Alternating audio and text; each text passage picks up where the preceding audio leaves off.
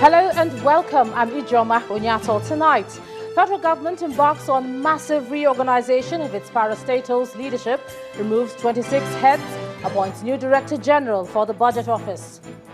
House of Representatives Committee advocates more legislation for procurement processes to save the nation from corruption. INEC vows to pressure extends Yobe by-election date. And airstrikes on Médecins Sans Frontières Hospital leave 7 people dead in northern Syria.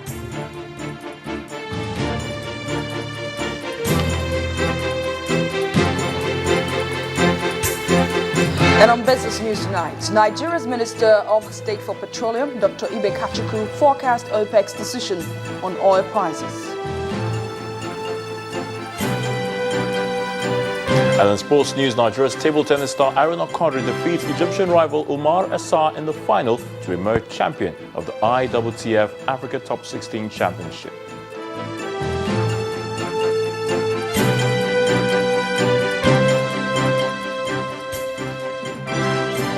The President, Muhammadu Buhari, appears to be beefing up the personnel at the Budget Office to allow for efficiency and productivity.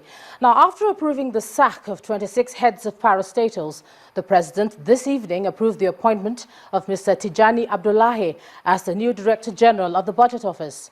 Mr. Abdullahi replaces the current DG Budget, Mr. Yahaya Gusau. Until his appointment, Mr. Abdullahi was a banker and a fellow of the Certified National Accountants of Nigeria. These changes are coming a few days after criticism that trailed the irregularities in the figures for the 2016 budget. Also today, the President approved the appointment of Mr. Ben Akabweze as the Special Advisor on Planning to the President.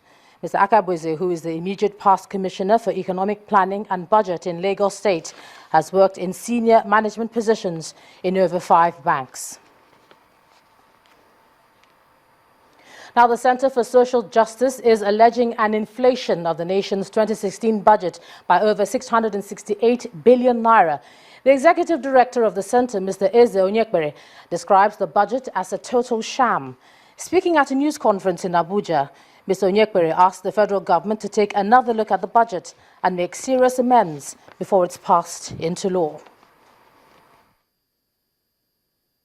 The budget is suffused with frivolous, inappropriate, unclear, and wasteful expenditure. And what we've just done is to present these line items to the media, as well as going to present it to the National Assembly to ask them to review and refuse to approve these unclear line items and reprogram these sums to areas of the budget that will be more helpful to Nigerians. We were able to pull out 668 billion naira that is inappropriate and wasteful. And so we hope that they could be reprogrammed. But we are not able to go through every line item in the budget. These are the key ones which we could easily pick out, because we know that by the time we pick them up, they could run into over 1 trillion.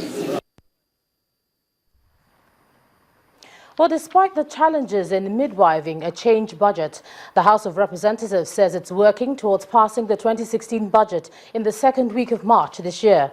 The chairman of the House Committee on Appropriation, Mr. Abdulmumin Jibrin, disclosed this at a budget defense session in the National Assembly.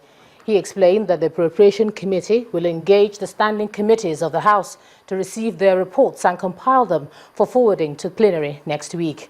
The 2016 budget is the center of a huge controversy as the National Assembly has accused federal government ministries and agencies of padding the budget. Now, members of the House of Representatives have advocated a complete reform of the public procurement process in the country if corruption is to be contained. This recommendation from federal lawmakers came up at a meeting with officials of the Bureau for Public Procurement on the impact of procurement reforms in Nigeria. The legislators say Nigeria cannot continue to be defrauded of billions of dollars by a few people, encouraged by the failure of the enforcement agencies. Our correspondent, Omelogo Nadi, reports. The Public Procurement Act 2007 was enacted to sanitize the public contracting system in Nigeria and eliminate sharp practices and shoddy deals in public procurement.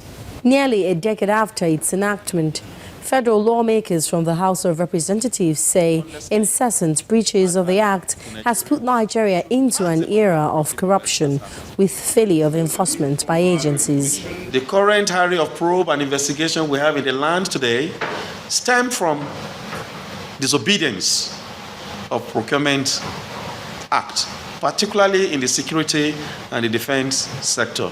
We must set up procurement tools for the public service, which will make procurement competitive and pricing accurate,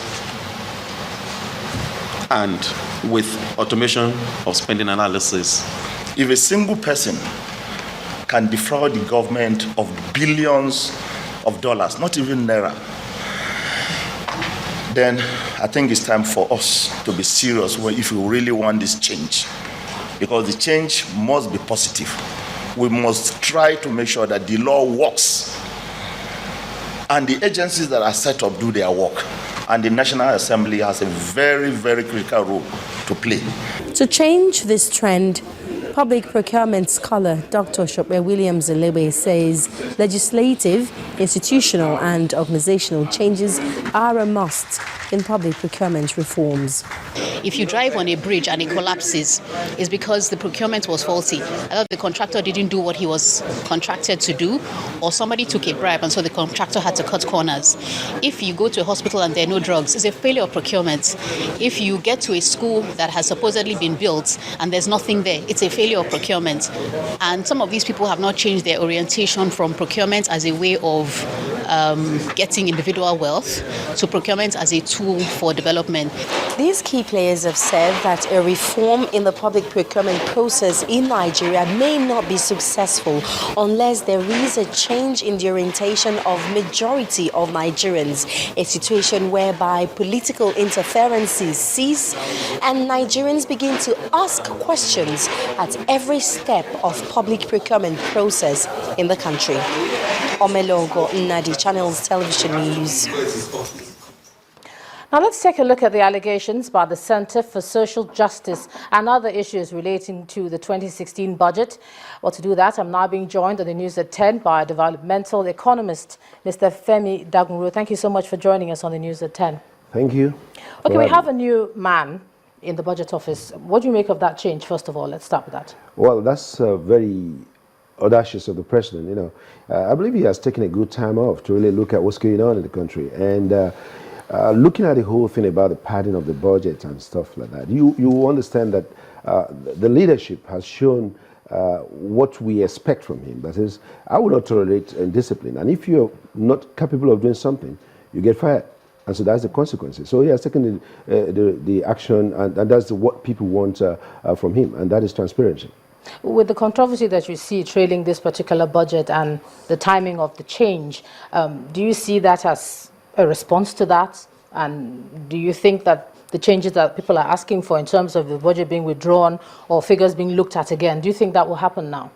Well, definitely. If you surround yourself with people who share your vision, you're definitely going to get the right answer. And if someone is not supporting your vision, you get the person out of the whole system. So what he has done basically will make every one of them, every member of the budget committee in the legislature and in the presidency to look at it critically and begin to see that we made a mistake. But I will tell you what, I think it was just people were trying, maybe some people were just trying to play upon the intelligence of the president. I mean, if you look at it, before the ministers came in, you have these, he was working with civil servants. Yes, these are top level people, and they've taken things for granted for years. I want to believe that, look, we've been doing this way, we can still do it. While the ministers are still traveling around to understand, to know more of their stations and stuff like that, they didn't really have time to go through most of these things. I mean, there was no time for them to sit down with them to really plan this. And now, some of these ministers have been embarrassed, if you look at it.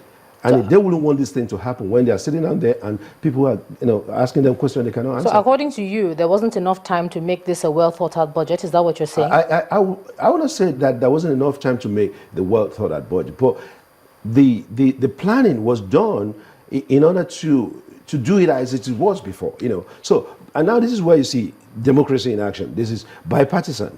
People are looking at it. They want a transparent budget. They want people to understand that, look, we have to do our job. This is the first time most people will be saying that the Senate, they are doing something great, and the the House. You know, so people are excited, saying something that where are we going in Nigeria? If we can continue this way, we have a future. And this is what is important, that the ministers are going to sit down and begin to look at their job critically and not just leaving it for the PAMSEC or the directors to just, take the day. Okay, let's look at the allegations from the civil society group or the Center for Social Justice. 668 million is what they're saying. They found million or billion? Billion, I'm sorry, is Right. what they're saying has been padded.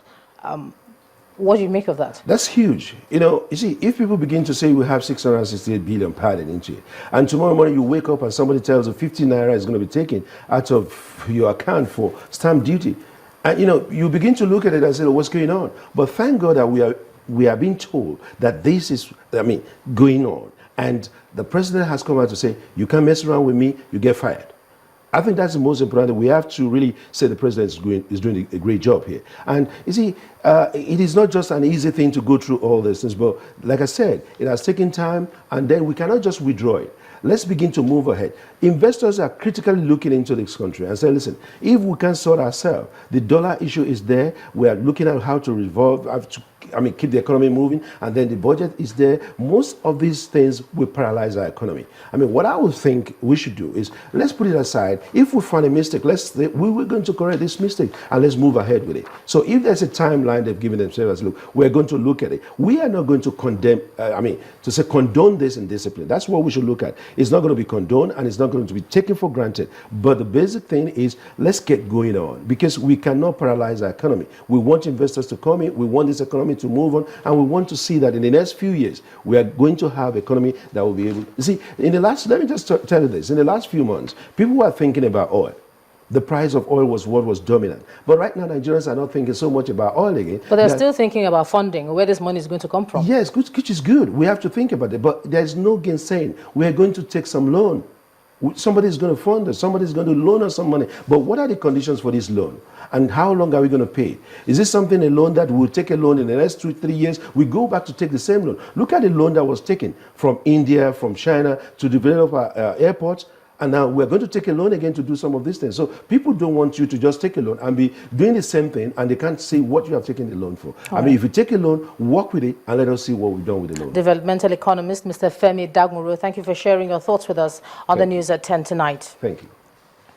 And in part 2, after the break, former lawmaker Abike Dabiri Erewa appointed Senior Special Assistant on Foreign Affairs and the Diaspora. That's in a moment. You join us again.